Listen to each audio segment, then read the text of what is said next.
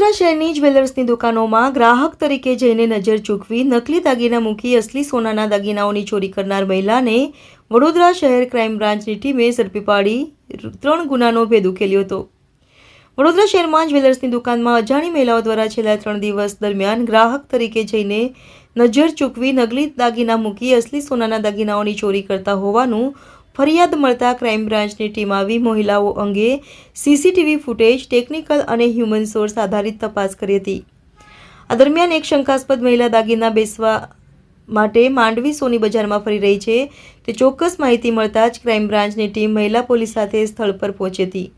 તે અંબા માતાજીની પોળમાં એક મહિલા નામે પ્રવીણાબેન ઉર્ફે ટીની સિનમાં રહેવાસી કોયલીની અટકાયત કરી હતી।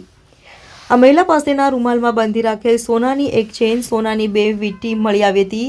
મહિલાએ આ તેની પાસેથી મળી આવેલ દાગીના અંગે પૂછપરછ કરતા મહિલાએ કોઈ સચોટ માહિતી આપી ન હતી, જેથી મહિલાની વધુ પૂછપરછ કરતા તેણે શહેરના અલગ અલગ જ્વેલર્સની દુકાનમાં સોનાના દાગીના ખરીદવાના બહાને જઈને જ્વેલર્સની નજર ચૂકવી ઘરેણાની ચોરી કરી અને ઓરિજિનલ દાગીનાની જગ્યાએ બગસરાના નકલી દાગીના મૂકી ચોરી કર્યા હોવાનું જણાવ્યું હતું, જેથી ક્રાઇમ બ્રાન્ચની ટીમે પ્રવીણાબેન ઉર્ફે ટીવીની ધરપકડ કરી ચોરીનો દાગીનો સહિતનો મુદ્દામાલ કબજે કરી કાયદેસરની કાર્યવાહી હાથ ધરી હતી।